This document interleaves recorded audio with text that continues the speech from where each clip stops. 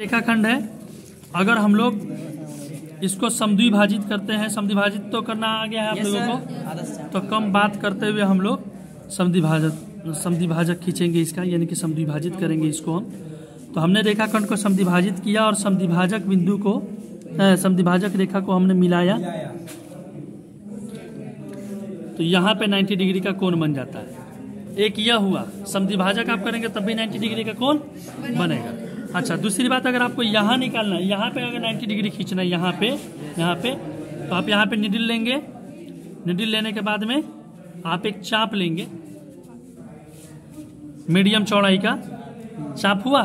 आपको 60 डिग्री का आ गया है खींचने, आपको 120 डिग्री का भी आ गया है खींचने, हो गया। अब आप क्या करेंगे, 120 और यहाँ पे 60 है। देखिए गौर से समझिएगा। ये तो मैं बता सकता हूँ कि 90 कैसे खिंचाएगा, लेकिन क्यों वहीं पे हमने काटा ये समझिएगा। यहाँ से यहाँ तक कितना है 60, और यहाँ से लेकर यहाँ तक कितना है 120। देखिएगा, यहाँ से यहाँ तक 60 है और यहाँ से यहाँ तक 120 है। अगर आप यहाँ से यहाँ तक की चौड़ाई पता करना चाहेंगे कोण की या कोण की माप, तो यहाँ से यहाँ तक सिर्फ 60 डिग्री बचता है, क्योंकि ये तो 60 खत्म हो गया 120 में से, ये 60 बचा। अगर इन 60 को हम आधा आधा बांट दें तो कितना कितना हिस्सा आएगा, 30। तो 30 हो सकता है इधर आए दाहिने ओर और 30 बाएं ओर। तो यह 30 दाहिने ओर का अब प्लस नीचे 60 है, मिलकर कितना हो जाएगा 90। तो हमारा आराम से 90 बन जाएगा। यानी कि हमें इस चौड़ाई को हाफ हाफ करना पड़ेगा। तो हाफ करने का तरीका, अंत बिंदु पे निडिल रखना होता है, आधा से ज्यादा चाप फिर यहाँ पे रख के फिर आधा से ज्यादा चाप, दोनों चाप एक दूसरे को काटती है जहां, वहां उस बिंदु को हम लोग इस बिंदु से क्या करते हैं, मैच करते हैं। क्या करते हैं, मैच। हाँ, ये बन जाता है यहाँ पर भी 90 डिग्री। बात आई समझ में? ये भी 90 डिग्री हो गया अगर एक अंत बिंदु पे खींचना हो तो। और नहीं तो अगर आपको कहीं कोई रेखाखंड दे दे इस तरीके से, ठीक है, बात आ रही समझ में, ए दे दे, बी दे दे, और आपको कहे कि नहीं भाई पी पर ही 90 डिग्री खींचना है, तो अब पी पर 90 डिग्री खींचना है तो देखिए, इसके पहले लंब समद्विभाजक हमने किया था, तो इसके बीचों बीच प्राप्त हुआ था, उसमें बीच में कहीं पॉइंट आ सकता था, कहीं का मतलब बीचों बीच आता था, तो वो आप लंब समद्विभाजक जब खींचेंगे तो बीचों बीच में आ जाएगा। लेकिन यहाँ पे पी हमें साफ साफ दिख रहा है कि बीचों बीच में नहीं है, लेकिन फिर भी यहाँ पे खींचना है। ये तरीका आजमाना होता है किनारों पे, ये तरीका आजमाना होता है किनारों पे, और ये तरीका आजमाना होता है एकदम बीचों बीच में खींचना हो तब। पी ना तो बीचों बीच में है ना ही किनारा पे है, तब इस पे कैसे खींचेंगे। देखिए यहाँ क्या है, जिस बिंदु पे 90 डिग्री का एंगल बनाना है वो बिंदु पे हम प्रकाल का नोक रखेंगे और हम एक मीडियम साइज का एक अर्ध चाप या अर्ध वृत्त खींचेंगे। हमने खींच लिया, अब हमें प्राप्त हो गया अंत बिंदु।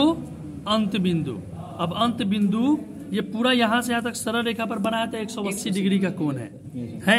अब कोण का समद्विभाजक हम अंत बिंदुओं पर आधा से ज्यादा चाप लेके करते हैं, तो अंत बिंदु टोटल 180 डिग्री का कोण है। इसको जब हाफ करेंगे तो हमारा कितना प्राप्त होगा, 90 डिग्री, यानी आधा से ज्यादा यहाँ पे फैला लिए लगभग। अब तो P इन अंत बिंदुओं के बीचों बीच में मौजूद है, भले A और B के बीच में मौजूद हो ना हो, लेकिन इस अंत बिंदुओं के बीच में अब P मौजूद है। तो आधा से ज्यादा हम चाप लेंगे इधर, फिर आधा से ज्यादा चाप लेंगे इधर, और दोनों बिंदुओं को P और उस बिंदु को हम मिला लेंगे और बिंदु P पर 90 डिग्री का कोण बन जाएगा। ये 3 जगह था, तीनों जगह अब हम 45 डिग्री का कोण बना के खींचेंगे, या किसी एक जगह खींच लेंगे तब भी आपको समझ में आ जाएगा। 45 डिग्री का कोण अगर बनाना है तो हाफ तो करना पड़ेगा। जैसे हमने 60 का हाफ करके 30 बनाया, जैसे हमने 70 का हाफ करके 35 बनाया था, वैसे ही अब 90 का हाफ करके 45 बनाया। तो देखेंगे 90 की चौड़ाई कहाँ से कहाँ तक है, यहाँ से यहाँ तक है। देखिए यहाँ से यहाँ तक है, तो इस पे हम नोक रखेंगे प्रकाल का और आधा से ज्यादा चाप लेंगे, ऊपर खींचेंगे एक चाप, और फिर इस अंत बिंदु तक 90 डिग्री का ना हाफ कर रहे हैं तो सिर्फ 90 डिग्री तक की ही चौड़ाई को आधा करना पड़ेगा। फिर यहाँ निडिल रख के इधर हम आधा से ज्यादा चाप लेंगे, जिस बिंदु पर दोनों चाप प्रतिच्छेद किया है उस बिंदु से P बिंदु को हम मिलाएंगे। तो मिलाने से क्या प्राप्त होगा, 45 डिग्री का। ठीक वैसे भी यहाँ पे हम कर सकते हैं। ठीक यहाँ पे तो ऐसे आर्क नहीं खींचा गया, आप अपने से आर्क ले लीजिए, जैसे 70 पे भी नहीं था हमने लिया, वो आपके ऊपर है कि कितना बड़ा आप आर्क ले लेते हैं, लेकिन कोई फर्क नहीं पड़ता है आर्क बड़ा ले लेने से। देखिए कि ये किरण कहाँ पे काटी हुई है, यहाँ काटी है, यहाँ काटी है, तो यहीं पे आप नीडल रखेंगे। ये नहीं कि आपने आर्क वहां तक फैला दिया तो वहां नीडल रख लीजिएगा, जी नहीं। जहाँ पे ये जो रेखाखंड है या किरण है उसको आपकी आर्क यहाँ पे काटा है तो बस नीडल आप यहीं पे रखेंगे और यहीं से आधा से ज्यादा चाप इधर लेंगे, फिर यहाँ रखकर आधा से ज्यादा चाप यहाँ लेंगे और ये भी आपका बन गया कितना डिग्री, 45 डिग्री। इस तरह से 45 डिग्री का कोण आप खींच सकते हैं। इसी के जस्ट बाद हम 135 का भी सीख सकते हैं। इसी पर 90 डिग्री का कोण आपको आ जाता है बनाने। तो देखिए 135 का कैसे हम खींचेंगे। 135 डिग्री का कोण हमें खींचना है। ये एक कोई भी नाप का एक रेखाखंड ले लीजिए। आप इस रेखाखंड के एक तरफ डॉटेड लाइन से मिलाते हुए आगे बढ़ा दीजिए। हालांकि इसकी हमें अभी जरूरत नहीं है, लास्ट में जरूरत नहीं है, अभी जरूरत है, सॉरी अभी जरूरत है। यहाँ पे हम मेन एक अंत बिंदु मानेंगे जहाँ पे हमें 135 डिग्री का कोण बनाना है और यहाँ से हम एक आर्क लेंगे पूरा अर्धवृत्त के बराबर, ठीक है। और हम क्या करेंगे, इसको हाफ करके यहाँ 90 डिग्री बनाएंगे। क्या बनाएंगे हम 90 डिग्री। आधा से ज्यादा यहाँ पे चाप लेना पड़ेगा, आधा से ज्यादा चाप हो गया, पॉइंट से बाद में है तो आधा से ज्यादा हुआ। हम इधर क्रॉस करेंगे, एक आर्क लेंगे और इधर भी एक आर्क लेके इन दोनों को काटेंगे। तो ये दोनों एक दूसरे को इस बिंदु पे काटिए तो हम डॉटेड लाइन से मिलाएंगे, ठीक है।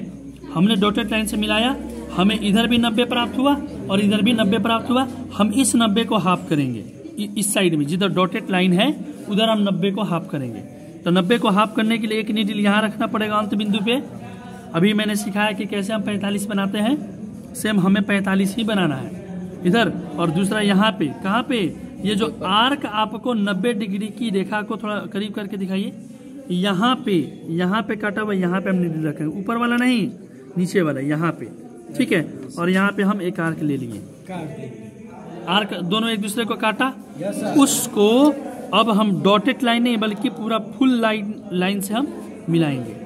गौर कीजिए, ये यहाँ से यहाँ तक की कोण का माप कितना है 45, इधर से यहाँ तक का 90, तो 90 और 45 जोड़िए कितना हो जाता है 135। ये आपका जो है यहाँ पे ए दीजिए, यहाँ ओ दीजिए, यहाँ बी दे दीजिए। एंगल ए ओ बी जो होगा वो आपका 135 डिग्री का कोण होगा। इस तरह से हम 135 डिग्री का कोण खींच लेंगे।